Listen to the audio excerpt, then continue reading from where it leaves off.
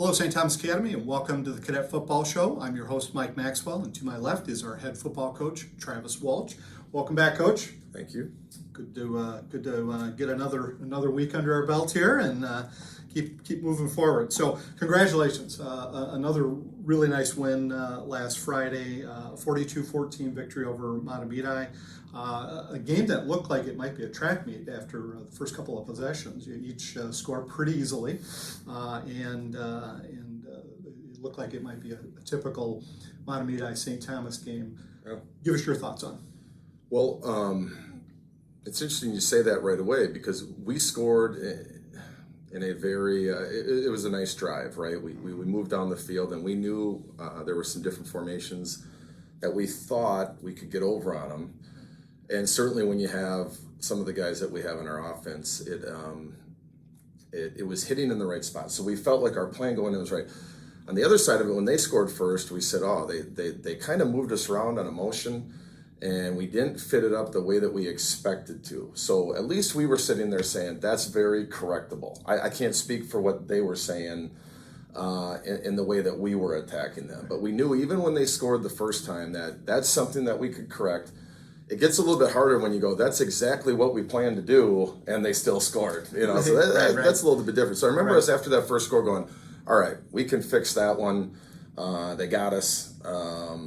But overall, if you said, what was I most proud of? It's just, it finally felt like all three phases were working together.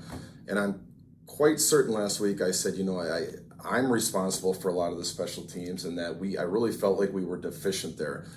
And as a leader, you want to be able to take more on your shoulders and say, we don't need as much time for special teams. But the reality was that we did need more time for special teams. So we took last Monday and we spent a lot of time on special teams. And for the first time, you started to see our special teams flip the field and make catches on punts and just all the little things. So I was just glad the way it felt. It felt like the way we want to win with all three sides of the ball contributing. Well, and we were talking before, and I've been watching a lot of cadet football over the years, and a series that was previous to this game, 13-12. Not many games like this where one team or the other really dominated, and so that was nice to see. It looked like we are starting to come together, as you say, all three aspects of the game. So that's nice to see. So defense stops Mahtomedi in the next series. They get a safety on a bad snap, and then the offense rattles off 33 unanswered points. Did you expect us to be that explosive against what's traditionally a pretty tough Mahtomedi team? They're good on defense, yep. And I think what's starting. You get to the midway point of the season, you have to start saying a lot of things. You're hoping at this point an identity starting to form. Yeah. And I think as a viewer, you could probably say, all right, we're starting to figure out what this group is about. I think what I like best is we were able to score with multiple different personnel groups on the field on offense. Yeah. So we're really creating a nice little balance, but within that balance, man, we're different enough where it's forcing teams to have to look at us as who are they and how do they want to attack us this week. So right. that part of it I was really happy with. Listen, they were getting better from game 1 to 2 to 3. They were getting better, and they might say, well, this is the one game where we took a step back. I can't speak for them, but I know in watching them, and I thought I said it last week, that from where they were at Bemidji to where they were at Hastings, they were trending in the right direction, and there was a lot to be concerned about, and we tried to say, this is what we're willing to give them. This is how they're going to have to beat us, and I thought all of our plans matched up well together, as I said, but more than anything, our kids executed them well. It's one thing to say, this is what we want to do. It's another thing for the kids to be able to go out there and do that. Yeah, absolutely. And it feels like, at least on the defensive side of the ball, that the guys are starting to grasp what you're coaching and what you're teaching them, and they're playing confidently, which I think is a huge step for any defense. Yeah, early on we just said, can we do the basics of can we be in the right leverage spots? Force a ball to go in between two people, and we got over that hump after week 1. I think our defensive staff, I've given them, a couple different times in the show, I've said, they're doing a nice job of trying to pare things down. But at the other side of it is now, sometimes these game plans can look pretty similar. So even though it's a little bit complex in week 1, it becomes easier to execute in week 4 and 5 because now our kids have seen the game plan over and over and over again. Yep. So you're always going to balance that as what's too much for the kids, but what's enough to win a game. Right. Yep. And I think we're doing a nice job with our coaching staff, communicating to our kids and staying on that balance. Yep. And I don't know how else to explain it besides that. You never want so much they can't. You need enough to make sure that we've got enough to stifle the other side of the ball. And in the end, sometimes it's just you need a couple kids to make plays in big moments. Yeah. And hey, let's face it. I would love to say it was a spotless game. They had two times where they had kids behind our defense, and we don't want that. If those two connect, it does turn into the game that you were describing the last couple of years, right? Yep. Sure. But you also got to say, well, why wasn't the quarterback able to hit a receiver that was 2 yards behind our defense? Well, he had some pressure at him, and he wasn't able to step up and throw the way he wanted to. So it all fits together in one way or another. And I guess where I'm going with this, I feel like, again, we're moving in the right direction, but we've got to stay on that track, and we've got to keep that edge right now. Yeah, still a lot of games to be played. So you're midway through the regular season, right? Overall, are you happy with the team's progress? Happy with where we're moving. Specifically, we had an all-staff meeting on Sunday night. Nowadays you can Zoom them. Mm-hmm.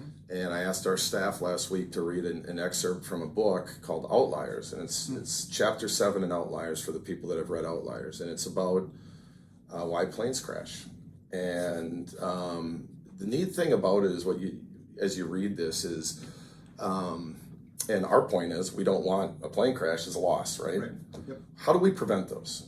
It's usually not major engine failure as to why a plane crashes. It's a lot of human factors that either go unnoticed or aren't communicated, and they add up to something really big. So I asked them to read it last week, then we got together Sunday night and we just said, how do we take the lessons that were learned in this chapter to the way that we communicate? And sometimes it's as simple as an assistant, do I feel comfortable going to the head coach and saying this is wrong?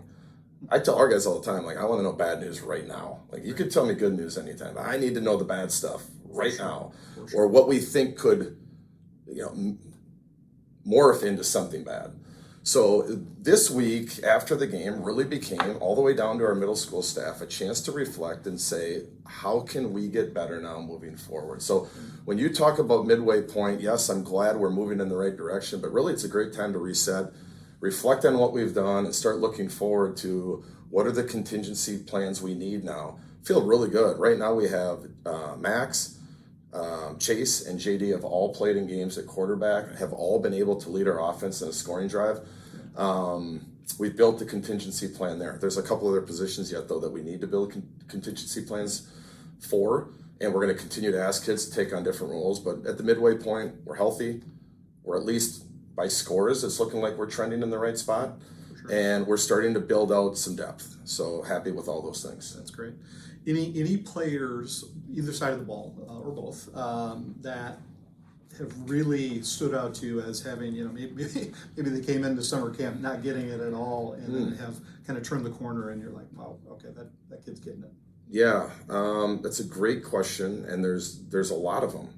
JD would be one. JD really wasn't with us in the summer. JD was playing baseball, and that's kind of the promise I made to a lot of these guys is, I don't need you there all summer, especially if what you're doing when you're not here is something athletic related and it's making you better physically. And he came in, and our original plan was, is it going to be a quarterback competition? I think by the time we got into the summer, like, Max is in a really good spot here, and he could be a really, really good quarterback. For sure. And he has developed into that. So just seeing JD having to take on wide receiver, and then say 2 weeks ago, oh, by the way, we also need you to start looking at some quarterback reps. And everyone asks why. Well, Chase has been such an awesome addition at tight end. Sure. He completely changed our offense the week he moved to tight end. Mm-hmm. And what we were sitting there going is, if we're going to move Chase every time we need someone else to take quarterback reps, well, now we're really being hurt at the tight end spot. Sure. And what I've realized is our offense can win games with one wide receiver on the field. Mm-hmm. what our offense, I don't think, can be as good as we want to be is if there's no tight ends on the field. And I know the easy answer is, well, just bring Teddy Knapp over. Well, Teddy has to do a lot of things for us on defense as well. Sure, and what we're also starting to see is our offense can be really dynamic with 2 tight ends on the field while having Chase and Teddy at the same time. So I'd say JD and his flexibility and really coming into a system and going, he hadn't played football since he was a 10th grader, and this is brand new. He showed up on August 14th, was the first time he got a rep, and he's contributing. On the other side of the ball, similar story. Tommy Holmquist did not play football last year. He's a wrestler for us. And we were back and forth all summer. I didn't know if we were going to be able to keep him. And we're throwing a lot of stuff at our safeties defensively. They got to communicate everything in the back end. And what you saw from Tommy from the start is, if given the opportunity to make a play or a tackle, he can do it. What we just needed was reps to allow things to slow down for him enough to understand where he needs to align, where my eyes need to be. And for both of those guys, we're still learning and growing. For sure. But those are 2 that really stick out to me as being making a lot of growth where we're really starting to see them on game night. Yeah, for sure. Well, and Tommy Holmquist, for sure. He's again. You talk about, we talked about Ari a couple of weeks ago being pound for pound one of the toughest kids. I would throw Thomas into that mix as well. I mean, he can't be 130 pounds dripping wet, and yet he's got his nose in every play. He does. That he can, right? And he's a specialist in tackling, and obviously, it pairs up well with wrestling, right? Sure. And to have a guy where you see the ball go into the flat, and all of a sudden you're going, okay, that's a tailback with the ball in the flat, and then you see 37 coming up, you're like, I'm feeling pretty good right now. I'm feeling pretty good. That's awesome. All right, let's talk a few stats from the game. Again, we're probably going to say this every week. Maximus, very efficient in the passing game, 9 of 12, 126 yards in 1 TD.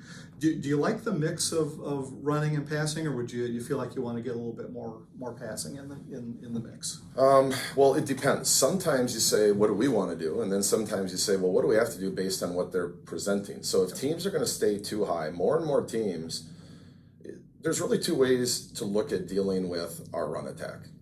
Do we just stay too high like Waconia did and make us earn it all the way down the field, hoping we make a mistake? Right.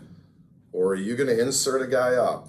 And you saw this with the Vikings for years with Adrian Peterson. Teams would say, well, we got to put an 8th guy up for Peterson. Right. The only problem with that is when it splits with 8 men up, there's no one else left, or 9 men up.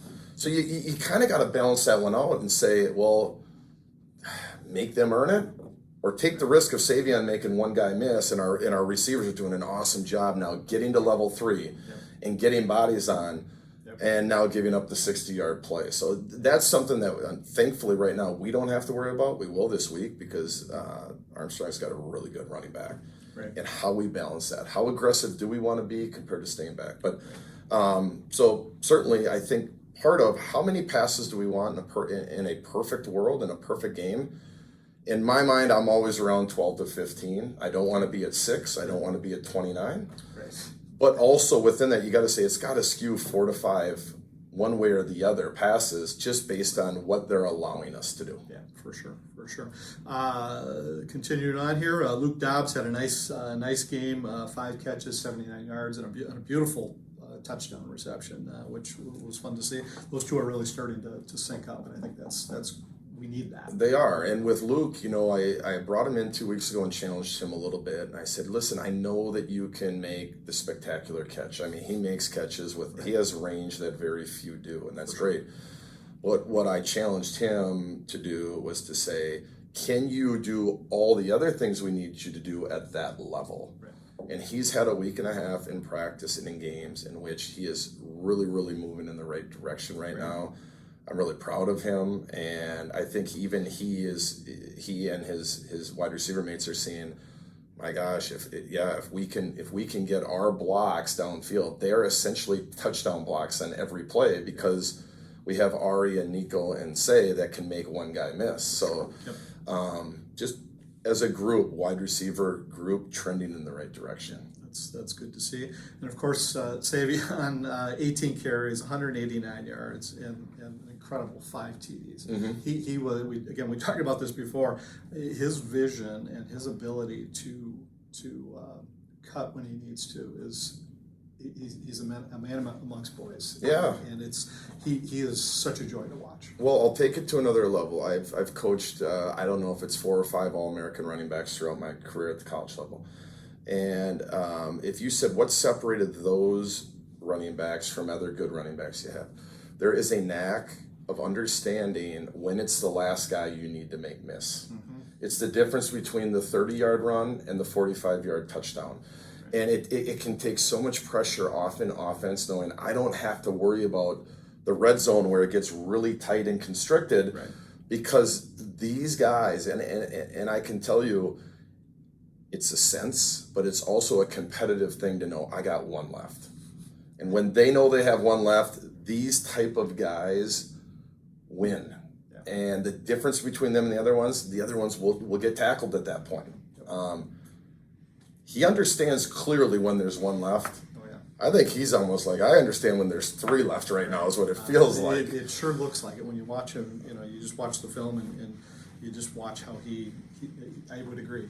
He can see that far down the field. So yep. Interesting. He and I had just a brief conversation on Friday, and I said I love the fact that you're really taking the whole game to another level. And he goes, I'm going to take it to another level tonight, and 5 touchdowns and almost 200 yards. He certainly did. So fun to watch, and yet he's being complimented by some other running backs too, Ari and Nico, that I think help him tremendously. Yeah, and let's not forget about Cody Packer and Joe Diebel, who helped block for him. And it's sure. How do we get him?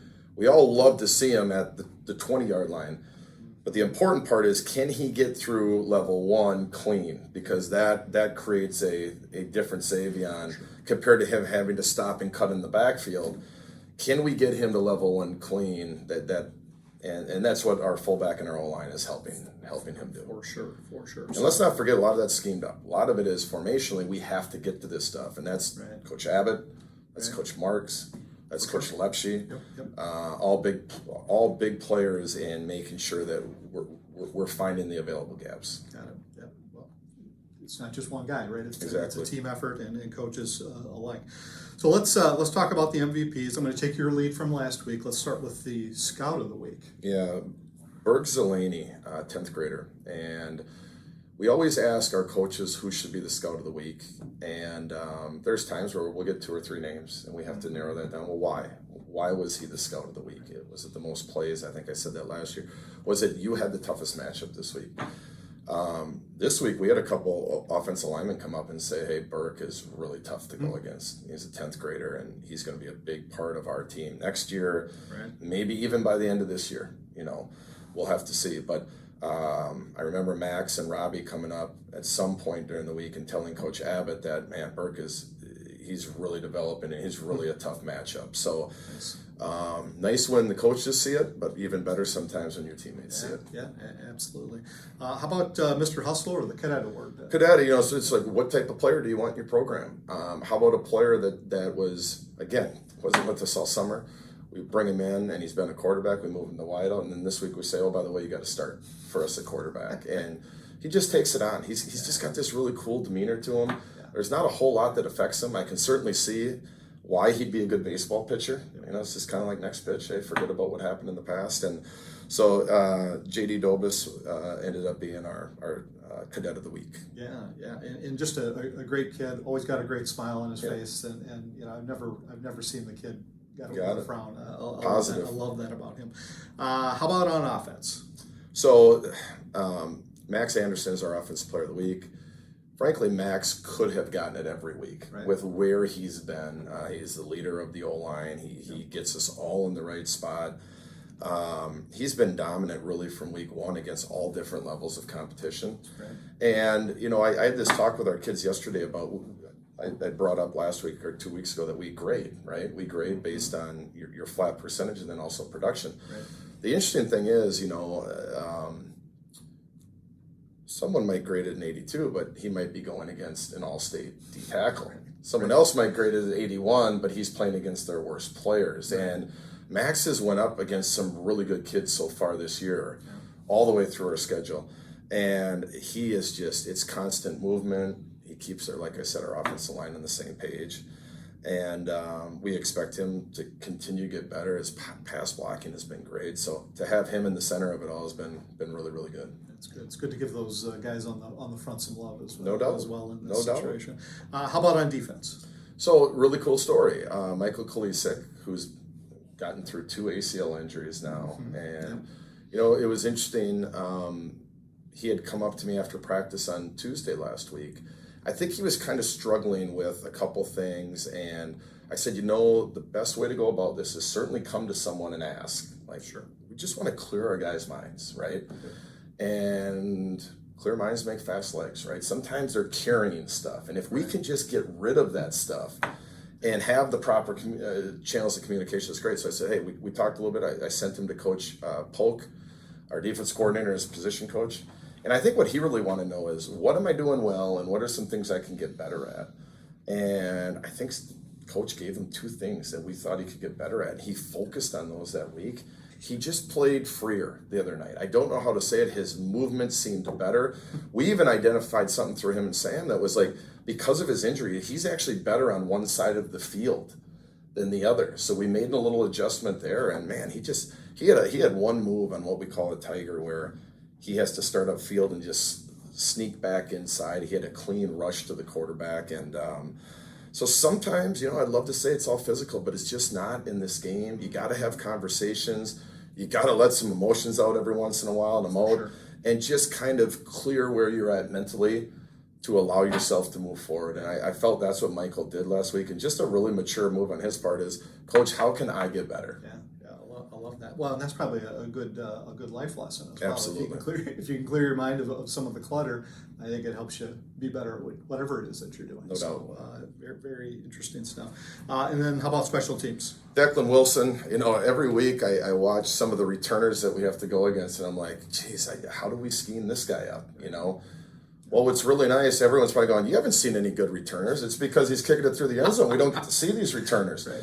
And the guy from Andover is good. We put it in his hands, and it affected us early in that game, right? Sure, for sure. But his ability to just drive it through the end zone, 2 things. One, it's just, our guys don't have to go down and make those tackles. That's a good thing. But 2, our defense runs on the field differently when that ball sails through the end zone. It's kind of like, wow, it's just, it's unique. And you don't have a lot of high school kickers, not just that can kick it that far, but can locate. Even when we don't kick it out of the end zone, he's put it in spots that really limits, and our guys know where the ball's going to be. So his consistency has been really good. Nice. All right, well, good. Let's switch gears a little bit. Let's talk about the lower level games that took place last week. Yeah, so our JV and our 9th grade both lost. Similar type scores, like 28-7, 28-6. Competed well early. Teams kind of pushed away. And then middle school has kind of been on the same track. I mean, both teams have had a ton of success down there, winning with pretty big numbers.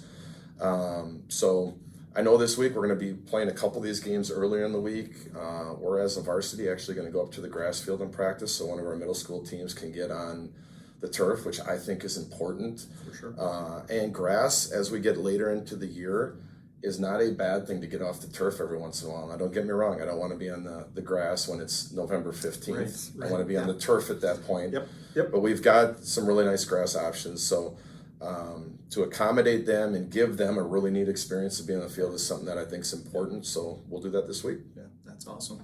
All right, so Coach, another big week. You might not have, well, you might have as a coach, but the typical fan might not have looked at this as a big game. But you got Armstrong coming to Jerry Brown Stadium on Friday. They're 4-0. At least in one of the rankings I saw, they're number 5 in the state. And coming off of a huge victory over Cretin-Derham, 41-7.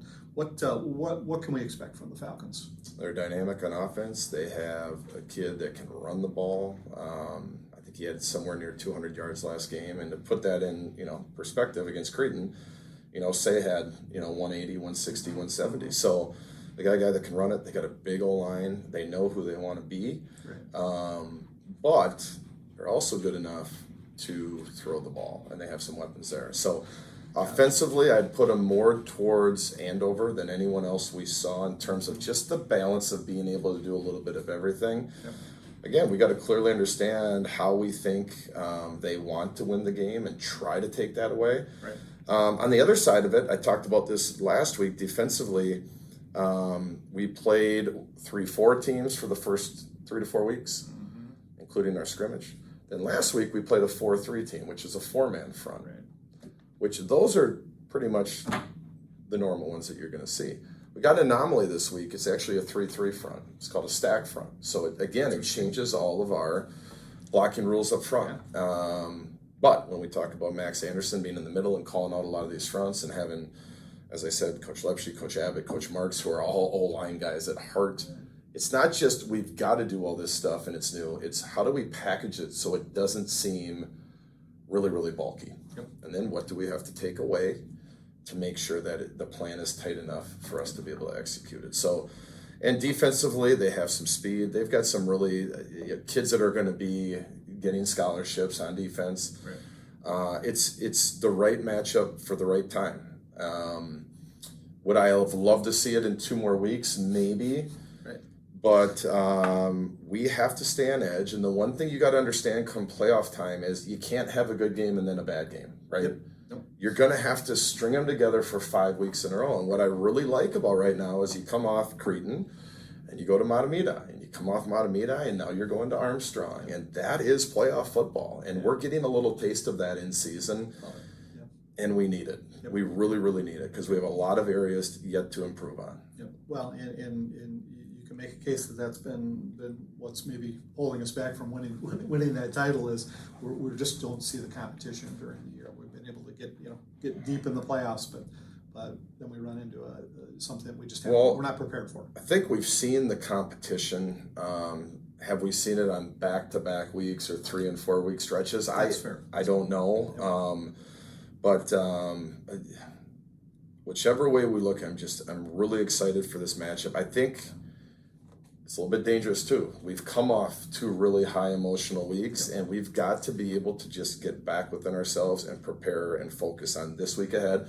And then on top of it, you have homecoming, right? Yep. So there's a lot of things going on here. It's also going to be Military Appreciation Night at halftime. So we've got to be able to take all that stuff, just like you have to do come playoff time or go into U.S. Bank, and you have to say, well, what is it really? It's about us going out and doing what we need to do and what we've always done. Right.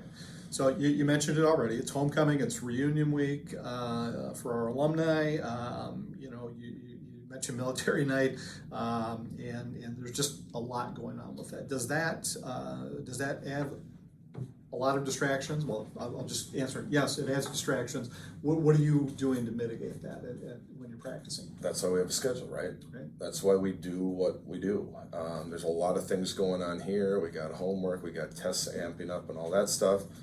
But we're very routine in our week. We don't change it a whole lot. So kids go out there, they know what they do in active flex. Right. We don't move and do a bunch of different drills. We're doing the same things over and over and over again. Our practice schedule on Tuesday, Wednesday, Thursday looks exactly the same. Nice. Monday's always a change-up day. So what you've got to be able to hang your hat on is the fact that we are a routine-based team when we get to the football field. And we are a routine-based team on Friday nights.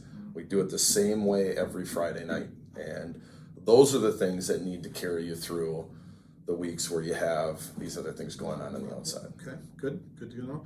So getting back to Armstrong just briefly, who are there 1 or 2 players that are giving you some nightmares? Their running back is as good as anyone we're going to see this year, in my opinion, and they have a big O-line. I think it's a really good O-line. And they don't do a lot, but they do enough to get him to all of the available gaps. And that's what's tough. If you just have one guy that can attack A and B, all right, we probably have something for it. But they can hit you outside, they can hit you inside. And they got a defensive end that's really going to be a nice matchup for both Isaac Wagner and then also Robbie Woolen. Those 2 are going to have a good matchup this week on the edge. So that's one to pay attention to as well. All right, awesome. And then I'll ask you this pretty much every week. What do the boys need to do to continue to progress and get better overall? Man, that's a big question. I'm feeling like there's less and less every week, but this is what you realize when you're a football coach, you kind of get what you emphasize. Right. And if we have golfers out there watching this video, I'd say my experience in golf is right when I think I have my short game down, then something else goes haywire, right? And you're constantly trying to fix and patch and repair and get better here. So, and then, we're going to run into injury and we're going to run into sickness. We're getting to the time of the year. I mean, our family felt it this week. I had a bunch of stuff going on. Our kids have been missing school. So things are going to happen. And how do we patch and repair and be able to continue to grow? It's really tough to do over what we hope to be a 14 or 15 game season. Yeah, for sure. Well, Coach, thanks for taking some time to talk a little Cadet football. Good luck on Friday. So our Cadets will play the Armstrong Falcons on Friday evening here at Jerry Brown Stadium. Kickoff is scheduled for 7 p.m. It is recommended that you purchase your tickets online in advance, and we'll have the link below for you. If you are unable to attend but would like to watch the game, we will be broadcasting at cadetbroadcast.com, and you will find the link below as well. And we'll be back next week to break down the homecoming game against Armstrong and then look ahead to our next opponent, Apple Valley. Thanks for watching, and go Cadets.